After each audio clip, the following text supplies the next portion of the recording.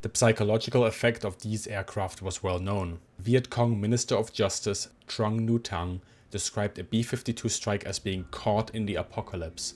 The terror was complete. One lost control of bodily functions as the mind screamed incomprehensible orders to get out.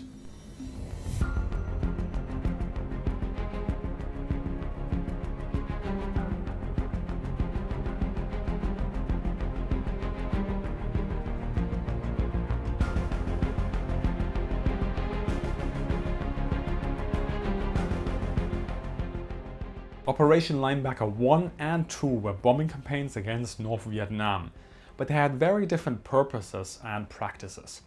So let's remind ourselves here. Linebacker 1 was primarily to weaken and attrite the logistic infrastructure and supply links supporting the North Vietnamese Easter Offensive in 1972. As such, it was mainly an air interdiction campaign in parallel to close air support missions fulfilled by a multitude of multi-role aircraft. Linebacker 2, on the other hand, also known as the Christmas bombings, was a strategic bombing campaign against the heart of North Vietnam, primarily aiming at targets around Hanoi and Haiphong. It relied almost exclusively on the B-52 to deliver ordnance. Other aircraft were generally relegated to a supporting role. Because these operations are so distinct, in this video we will only look at the North Vietnamese reaction to Linebacker 2 and how it impacted the US application of Airpower.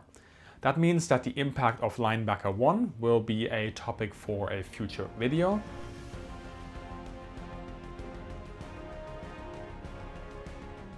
To consider the Vietnamese reaction to Linebacker 2, let's look at the overall situation in 1972. Linebacker 2 occurred between mid to late December 1972, and it was the last major air campaign of the Vietnam War. It was launched a few months after Linebacker 1 ended. Linebacker 1 had drawn the US back into the Vietnam conflict through an extensive close air support and interdiction campaign for the South Vietnamese armed forces after the North Vietnamese Easter Offensive had been launched. Linebacker 2 is surrounded by some controversy. In this video I will not be able to get into all the political dimensions of this, as that falls outside the scope of this video. Suffice it to say, the US and North and South Vietnamese leaders were in informal and then formal peace talks that ebbed and flowed between success and failure. Especially the South Vietnamese position proved to be detrimental to the initial agreement in October 1972.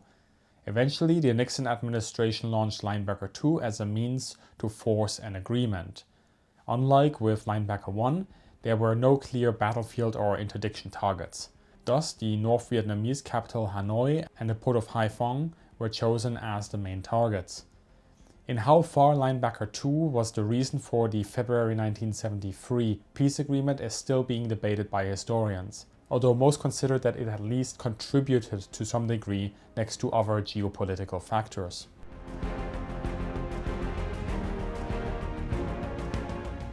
The preparatory work on the side of North Vietnam saw an extensive buildup of defensive counter-air capabilities that had already forced the US to make some changes to how it operates during Linebacker 1. Much of the groundwork here was laid between 1968 and 1972. Ground-based air defenses relied on AAA systems, but also on an increasing number of surface-to-air missiles from the Soviet Union. Specifically, the SA-2 became the backbone of air defense after having been introduced in North Vietnam in 1965. Some Vietnamese sources, having assessed the air defense system of North Vietnam before the launch of Linebacker 2, mentioned that North Vietnam had 9 regiments with 95 missile battalions. By 1972, it had become the strongest and most extensively integrated air defense system in the world. North Vietnamese Defense Forces included 145 MiGs and 26 SAM guideline surface-to-air missile sites. Whether North Vietnam's air defense system was truly the strongest and most integrated air defense system at the time is always debatable. However, it certainly had combat and operational experience that many other countries' air defense system at the time lacked. Through this experience, North Vietnam had even developed a manual, the Manual for the SAM units to fight B-52s, And only 1 month before Linebacker II, it even held a high-level conference to take measures to prepare for a potential US attack using B-52s. On the aircraft side, Vietnam still possessed far fewer aircraft in theater than the US, but it could often balance out this numerical inferiority. Helping North Vietnamese pilots was a centralized command system modeled on the Soviet system. Though this is often described as inflexible and robbing pilots of their own initiative and decision-making, combat experience during Linebacker I proved that the North Vietnamese application and refinement of the system had caused plenty of problems for the US. Specifically, North Vietnam pooled valuable radar and signal intelligence data to build up a high situational awareness, thus vectoring pilots on intercept courses where they held the advantage. The North Vietnamese system prompted the US to reconsider much of its procedures in 1972. However, this was largely limited to the use of multi-role aircraft. In the case of Linebacker II, the main effort would be launched by B-52 bombers. It was a more hastily planned shock and awe campaign that was meant to last only 3 days but went on for about 2 weeks. The goals and methods of Linebacker II differed from previous bombing efforts in its brutality. Earlier campaigns focused on reducing the enemy's ability to wage war by attacking supplies and the means of production. This goal was present in Linebacker II, but the new campaign's main objective was instead to intimidate and terrify the enemy, including civilians. Admiral Thomas A. Moorer described the goals of the campaign to the commander of Strategic Air Command, SAC, saying, "I want the people of Hanoi to hear the bombs."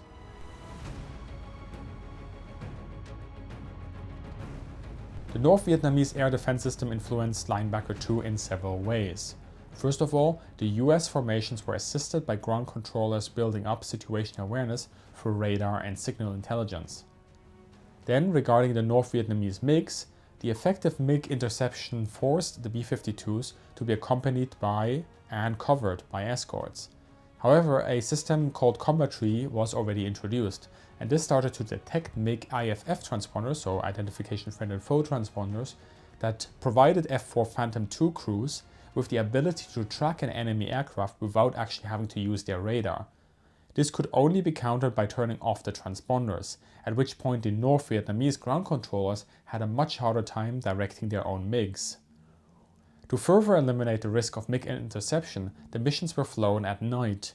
All in all, these measures were successful in decreasing MiG interceptions to a bare minimum during Linebacker II.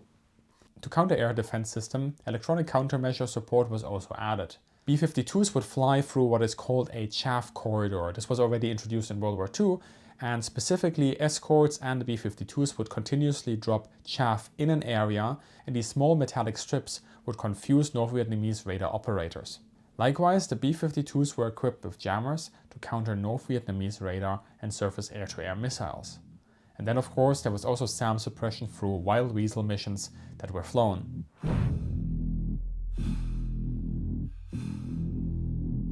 For Linebacker II, North Vietnam claimed 81 US aircraft, including 34 B-52s, destroyed.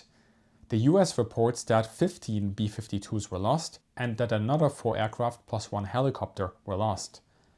Vietnam reports a loss of 3 MiGs, while the US claimed 6.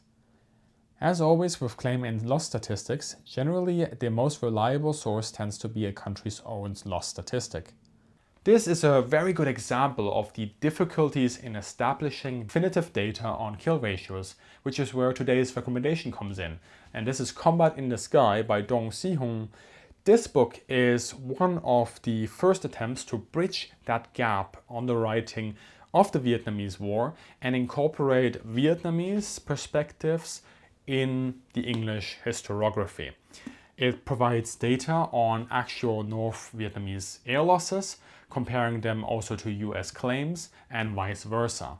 Unlike many of the other books that I recommend, usually those focus heavily sort of on strategic and operational analysis, this one has a more chronological narrative style to it that focuses very heavily on the individual air-to-air combat and engagements from the Vietnamese perspective. Now, that may take some getting used to. It can be jarring to, at first, read something that has an entirely different perspective on a conflict that you know well, because there are different assumptions and mental frameworks attached to that. However, this book offers a very approachable format, and if a blow-by-blow type book with a new perspective is what you want, check it out. And of course, you can do so at a 25% discount with my code MILAVHIS at the Naval Institute Press. Belay that because at the United States Naval Institute Press, they currently have the holiday sale where you get 50% off just native on all the books they have in stock, plus free shipping in the US. So my code, use it at any point in time. It's always valid, but until the end of the year, from now until the end of the year, obviously go with the 50%, man. It's like savings. Wow, I need to do some shopping. Okay, back to the marketing spiel. Look, it's getting cold, at least in my part of the world. So I am stocking up myself on books. And this offer is fantastic for your pre-Christmas shopping. Get the gifts for yourself and other people now when there is no rush and you're done with it. And for this, of course, check out my reading list on the Naval Institute Press website and help yourself to 25% off as much as you like with MILAVHIS on checkout. The major imbalance between claim and actual losses aside, let's talk about surface-to-air missiles. Based on North Vietnamese reports, around 240 to 335 surface-to-air missiles were fired against mainly B-52s, accounting for 29 of the 34 B-52s that were claimed. The US, on the other hand, suspected that there had been a launch of 884 to 1285 SAMs, and reports a loss of all 15 B-52s to SAMs, and another 9 aircraft that were damaged. And that is from a fielded force of 206 B-52s that flew 729 sorties. It also lost about 100 crew members as KIA or POWs. This then accounts for a loss of 7% or 12% if we add the damaged B-52s. Generally, for a bombing campaign, this is not considered as a sustainable rate, though Linebacker II was never planned as a long-term operation. We must keep in mind though that if we take the average of North Vietnamese reported SA-2 launches of, in this case, 287 missiles, that North Vietnam had to fire 12 missiles to damage or destroy a B-52. This ratio must also be kept in mind as stocks aren't limitless. And finally, the US lost 4 additional fixed-wing and 1 additional rotary-wing aircraft. And this is against roughly 2,000 supporting missions flown by the Air Force and the Navy, showing that the North Vietnamese defense heavily focused on the B-52s. I have already gone over how the US adapted to North Vietnamese air defenses before Linebacker II. But what about during the actual operation? During the initial days, the procedures of the United States Air Force were tested and found wanting in some regard. Sources indicate that US ECM jammers on the B-52s were often switched on prematurely and as a result actually assisted Vietnamese operators as they were able to detect the incoming force earlier and start countering this attack. Instead, chaff was credited to be most effective in disrupting the Vietnamese target acquisition and tracking systems. Equally, the reliance on standardized routes and procedures assisted the Vietnamese defenders. Tactics for employment of the B-52 in the mid-1960s were based on a relatively safe environment in South Vietnam. Thus, B-52 operations turned into an assembly line production and tactics became very predictable. B-52s attacked targets using the same procedures and the same routes day after day. These same tactics remained relatively static during the first 8 days of Linebacker II, where B-52s were forced to follow the same course, holding the same altitudes and airspeeds.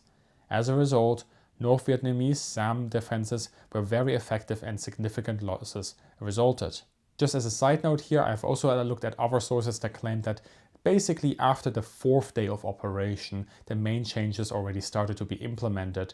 And at this point, as we can see from the loss statistics, the losses of B-52s already start dropping. But whether it was on the 4th day or the 8th day, what we can see definitely is that the most concentrated losses were during the initial period of the attack. In the final days of the operation, B-52 losses decreased. 11 out of 50 losses happened in the first 4 days of the roughly 2 weeks of bombing. Reason given for this is that the B-52 aircrews were given more liberty on how to operate and the suspicion that perhaps the North Vietnamese SA-2 stocks were running low.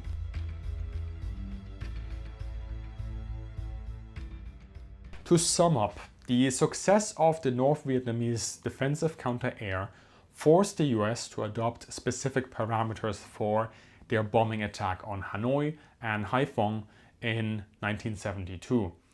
First off, Linebacker II was planned to keep a MiG interception at a minimum and thus require the aircrews only to really focus on that SAM threat. And then second, ECM measures, so electronic countermeasures, were used to minimize the effectiveness of North Vietnamese air defenses, though systematically deficiencies in the US procedures were also identified and rectified. Finally and crucially, in Linebacker II, as it played out, operational level problems with planning and execution of the bombing attacks, as well as criticism of decentralized control and limited adjustments to procedures, resulted in additional losses and uncoordinated strikes. However, major changes emerged as early as day 4 in the operation, which is, if we think about it, quite remarkable given that B-52 operations at the time essentially required an agreed plan roughly 48 hours before execution. Thus it appears that the Air Force was far more flexible in 1972 than it is often credited with. Big thank you here to Andrew and Bernhard Kast from Military History Visualized for their fire support on this video. And as always, make sure to also check out the discount from the United States Naval Institute Press, 25% off for all your book purchases right there. And a big thank you also to patrons and channel members. As always, have a great day and see you in the sky.